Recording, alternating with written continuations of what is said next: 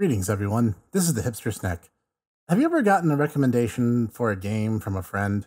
Have you ever gotten a recommendation that is so superhumanly outstanding that your knee-jerk response is, no way, that game can't exist or be that good? That was my reaction when World Tree Cycles came to me and offered me a game that he pitched to me as Final Fantasy V and Earthbound had a baby, and the baby is a Japanese high school comedy.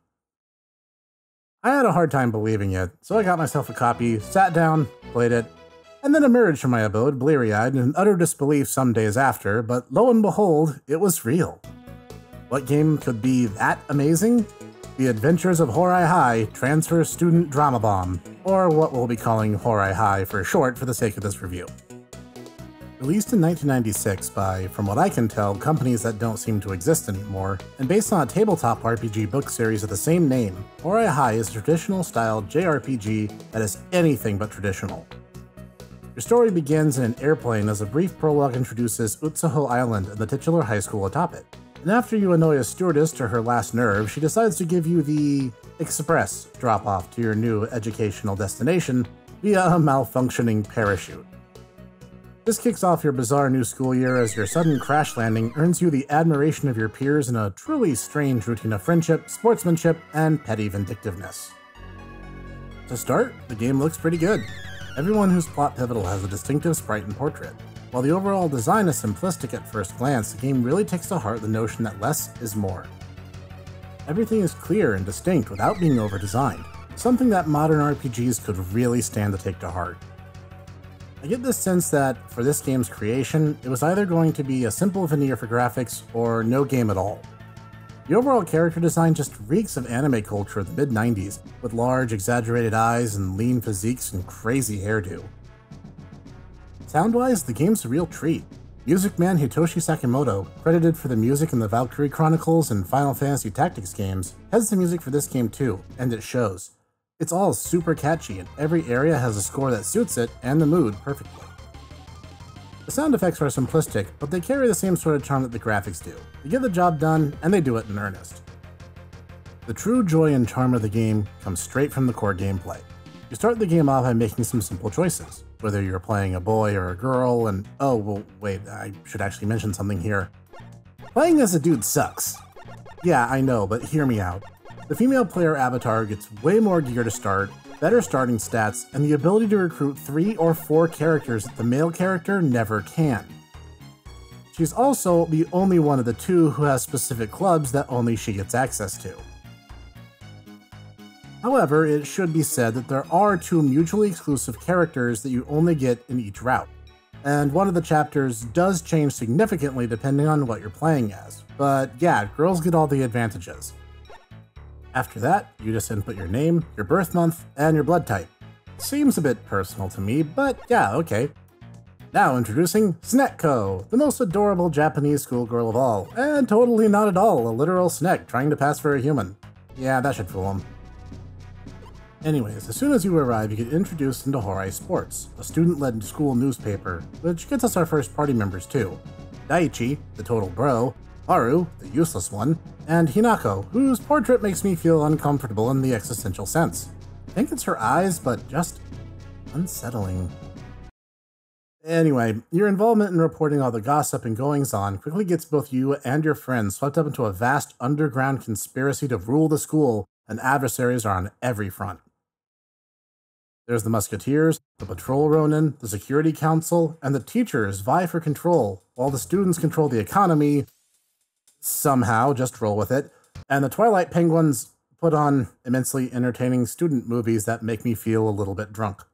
Have I mentioned that this game is amazing? Because it is. One of the game's major conceits is the club system. As is helpfully explained pretty early on, due to the busy lives of Hourai High students, they can join up to a maximum of 3 clubs at a given time, and drop and pick up new ones at their leisure, provided they meet whatever level prereqs each might have. Some clubs will give you passive bonus stat-ups like cheerleading and soccer boost your HP and MP. Others will give you special techniques like Kendo, the best club in the game, gives you the powerful attack like triple thrust.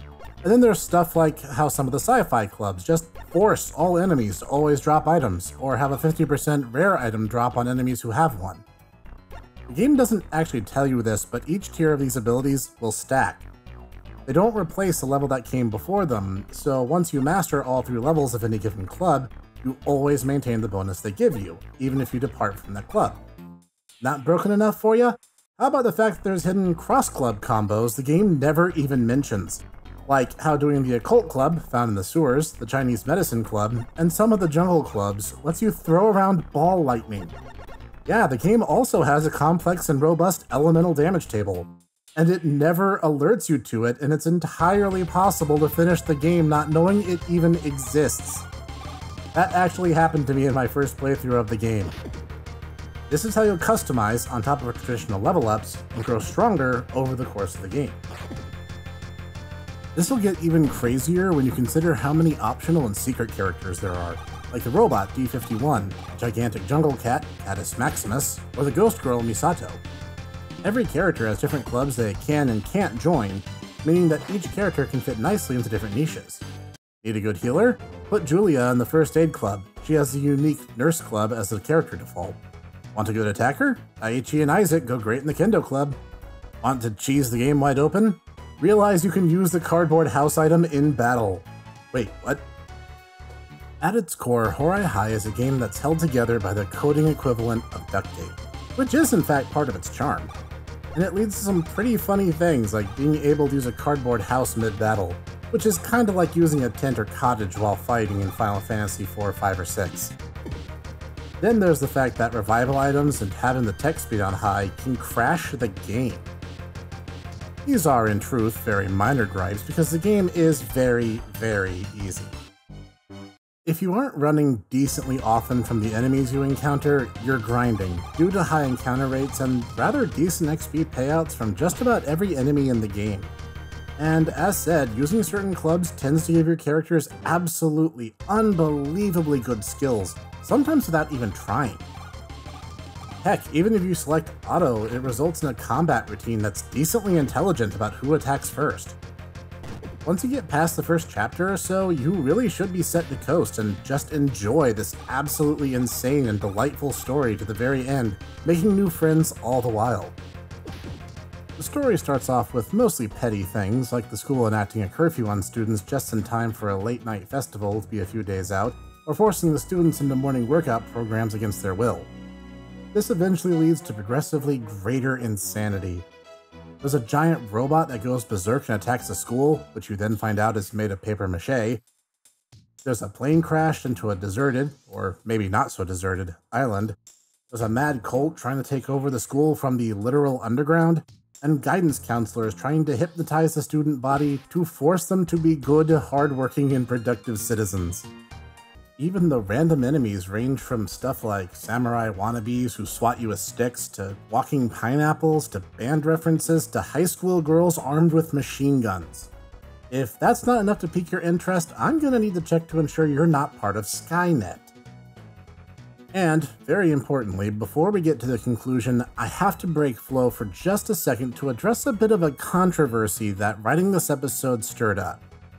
You see, World Tree Cycles maintains that Akiko, the male player exclusive character, is the best waifu. I believe he is incorrect. The best waifu has to be Miss Adachi, Eater of Live Fish. I even had her specifically included in the banner for my channel and Subscribestar pages. So the two of us bickering back and forth won't resolve this issue, so I want you at home, who get the chance to play this game, which coincidentally has been fully fan translated by the kind folks over at Aeon Genesis, to go down into the comments section and vote on the matter. Who is Hourai High's best girl, Internet? I leave that choice in your hands.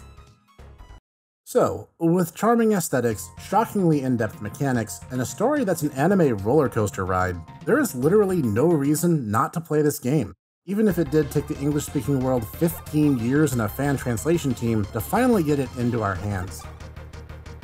It's the sort of game that, upon completing it, I was almost sad. I wanted the game to go on, even though I knew full well that it couldn't. I loved the characters and the world they inhabited, and I just wanted more. In fact, I actually petitioned my good friend, the Lona Ranger, to work on translation efforts of the actual Hourai High tabletop game books, which we were able to find with some help with some Japanese search engine results. More on those at a future date. In the end, it is a beautiful and amazing game, and I feel the world is poorer for not getting it when it was new.